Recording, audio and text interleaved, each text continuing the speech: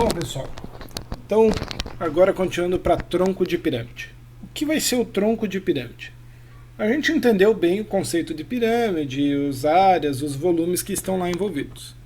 Agora imagine que eu tenho aqui essa pirâmide, a base hexagonal, a altura H, o vértice V, a base está num plano alfa. Imagine que agora eu pego um plano beta que é paralelo a alfa e faço um corte nessa pirâmide. Ao fazer esse corte aqui na pirâmide, eu criei uma nova pirâmide de base A', B', C', D', E', F' e vértice V. E sobrou para mim aqui um outro sólido. Então eu tenho uma nova pirâmide, como eu falei, e este outro sólido que sobrou aqui embaixo é o que eu vou chamar de tronco de pirâmide. Ele possui bases paralelas, que são essas duas figuras aqui, uma figura num corte do plano beta e a figura no plano alfa. São paralelos porque os planos são paralelos, ok? São polígonos semelhantes, porque aqui eu tenho um hexágono, aqui eu vou ter um hexágono semelhante a esse. E aí eu vou ter elementos agora para esse tronco, ok? O que nós temos ali? A base maior, que era o polígono aqui de baixo. A base menor, que é o polígono aqui de cima. As faces laterais, que são trapézios, não são mais agora triângulos. E a altura do tronco, que é a distância entre as bases, ou seja, a distância entre os dois planos paralelos, ok? Na verdade, ela acaba sendo a diferença entre a altura original, aquele Hzão, que era a altura da pirâmide original, e a altura Hzinho da nova pirâmide. Muito importante essa relação entre pirâmide original e nova pirâmide. Vou usar bastante isso quando for estudar tronco, ok? Bom, se era uma pirâmide regular, o meu tronco de pirâmide ele é um tronco de pirâmide regular. O que a gente vai ter nesse caso? As bases são polígonos regulares semelhantes, as faces laterais são trapézios isósceles e congruentes, e a altura da face lateral, que é a altura desse trapézio, é o que eu vou chamar de apótema do tronco. Beleza? Vou ter os cálculos de áreas, assim como eu tinha lá na pirâmide, ok? Base menor agora e base maior, duas bases para calcular. A área lateral, que é a área dos trapézios. A minha área total vai ser a soma disso tudo, então a área lateral mais as áreas das bases. Entendendo aqui que eu vou ter relações de proporcionalidade. É um pouco disso que a gente vai ver agora. Ó. Veja, se eu tenho semelhança, lembra que eu falei que esse polígono aqui vai ser semelhante a outra base? Eu tenho razão de semelhança. Então a aresta B' está para B, assim como B', C' está para BC e assim por diante. O mesmo vale para as arestas laterais. VA' está para VA, assim como VB' está para VB, VC' está para VC. O mesmo vale para os apótemas. O apótema da pirâmide de cima está para o apótema da pirâmide grandona. E também para as alturas. A altura Hzinho está para a altura Hzão. Essa constante de proporção eu vou chamar de K. Essa mesma constante ela pode ser usada para trabalhar as áreas.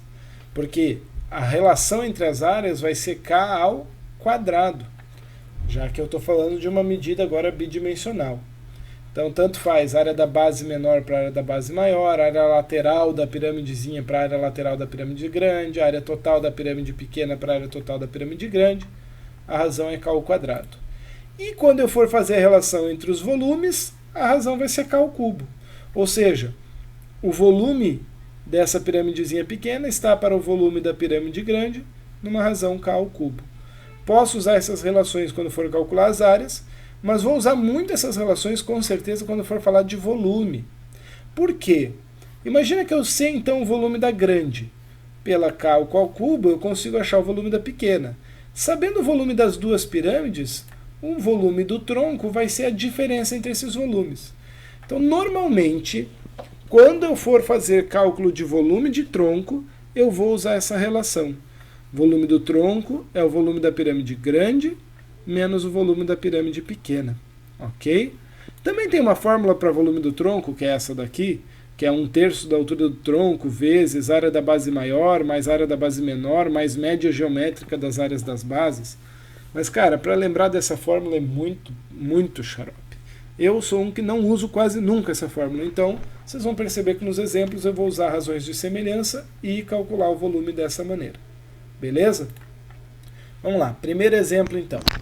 Um tronco de pirâmide, é uma pirâmide reta, tem bases quadradas, então uma pirâmide regular, de 4 centímetros e 10 centímetros. E a altura do tronco é 6 centímetros. Ele pede então calcular as áreas das bases e o volume do tronco. Vamos lá então. Se eu sei que as arestas das bases são 4 e 10, então eu posso fazer uma razão de semelhança, a aresta da base menor para a aresta da base maior, a razão de semelhança vai ser 2/5. Se a altura do tronco é 6, a altura da pirâmide pequena, aquela que foi cortada de cima, está para a altura grande, que é a de cima mais a do tronco, na mesma razão 2/5. Multiplica cruzado, vai isolar o H e vai chegar que a altura da pirâmide que foi cortada de cima é 4 centímetros. Logo, a altura da pirâmide original, antes do corte, era 10 centímetros, que é 6 a mais por causa da altura do tronco. Dessa maneira, eu calculo então as áreas das bases, beleza? 16 centímetros, que é 4 ao quadrado, 100 centímetros quadrados, porque é 10 ao quadrado, que ele me pediu as áreas das bases. E o volume, eu vou agora então calcular a partir do volume da pequena e volume da maior. Volume da pirâmide pequena, a área da base menor vezes a altura menor dividido por 3. Então coloquei ali o 16 e o 4 e cheguei nessa fração. Volume da pirâmide maior, a área da base maior vezes a altura maior dividido por 3. Joguei a área 100, a altura 10 e cheguei nessa fração. O volume do tronco vai ser a diferença entre elas. Então eu tenho aqui 1000 terços menos 64 terços, dividindo então o resultado por 3, já vai dar ali os 312 centímetros cúbicos. Ok? Professor, podia ter usado aquela fórmula de volume do tronco? Poderia, deixo para você aí tentar. Ok? Exercício 24. Tetraedro regular de 4 centímetros de altura, tem 64 centímetros cúbicos de volume. Ele quer calcular o volume V da pirâmide obtida pela secção feita por um plano paralelo, ou seja, uma seção transversal à base, transversal à pirâmide, né, paralelo à base, a altura de 2 centímetros. Aí você me pergunta, esses 2 centímetros é a altura em relação à base ou é a altura em relação ao vértice? Nesse caso, tanto faz, né? Mas normalmente a gente fala a altura em relação ao plano paralelo que a gente tem, então é a base. Só que como a altura do tetraedro era 4, se eu cortei a 2 centímetros de altura, eu cortei exatamente na metade. Então eu tenho essas duas alturas e eu vou ter então a razão de semelhança igual a 1/2, beleza? Bom, eu tenho que o volume da pirâmide menor está para o volume da pirâmide maior na razão k ao cubo. Logo, eu posso substituir aqui, o volume da menor está para 64, que é o volume que ele me deu, na razão 1/2 ao cubo.